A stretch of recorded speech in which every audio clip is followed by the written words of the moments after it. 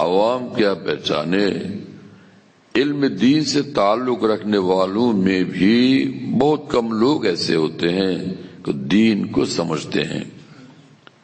کتابیں پڑھنے پڑھانے والے تو مل جاتے ہیں، کتاب پڑھ رہے ہیں، کتاب پڑھا رہے ہیں۔ صحابہ اکرام رضی اللہ تعالیٰ عنہم، یہ آج کل جو نصاب کی کتابیں ہیں، یہ سب کتابیں صحابہ تو نہیں پڑھتے تھے، یہ سب کتابیں تھی ہی نہیں اس زمانے میں۔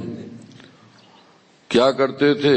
وحی الہی جو آتی تھی، احکامات الہیہ جو آتے تھے، 100% اس پر عمل پیرا ہوتے تھے،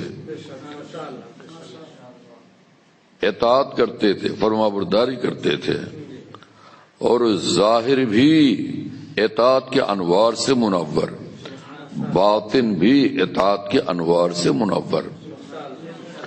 نافرمانی کو سوچ بھی نہیں سکتے۔ صحابہ اکرام رضی اللہ تعالیٰ عنہ کی یہ شان تھی، بلکہ ان کا ذوق حیات تو ایسا تھا، سمعنا و اطعنا۔ محبوب پاک کی بات کان میں پڑی، ان کی آواز سن لی، ان کا پیغام سن لیا، اس پر جان دے دی، اس پر جان دے دی۔ سمعنا و اطعنا، سن لیا اور مان لیا، اس پر جان دے دی۔ یہ ان کی زندگی تھی، ہے نا؟ کیا بات تھی۔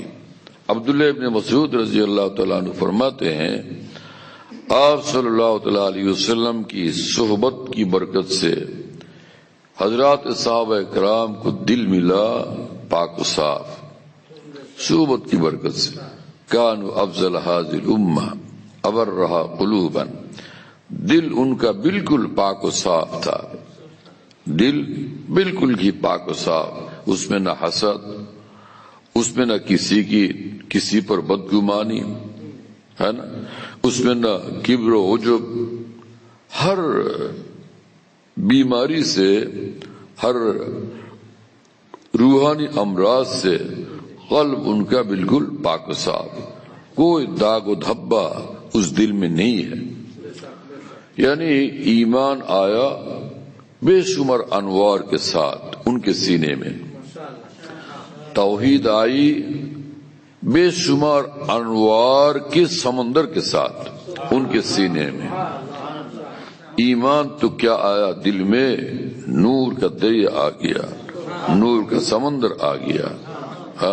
ایمان تو سینے میں کیا آیا، بالکل ہی سراپا انوار عظمت الہیہ سے بالکل دھل گئے اور پاک و صاف ہو گئے۔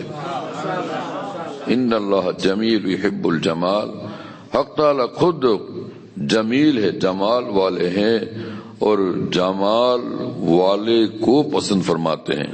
یحب الجمال، جمیل بننا پسند فرماتے ہیں۔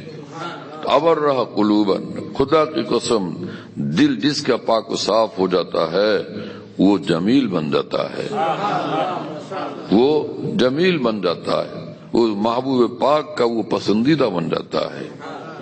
اسی لیے دل کو دل بنانا ضروری ہے۔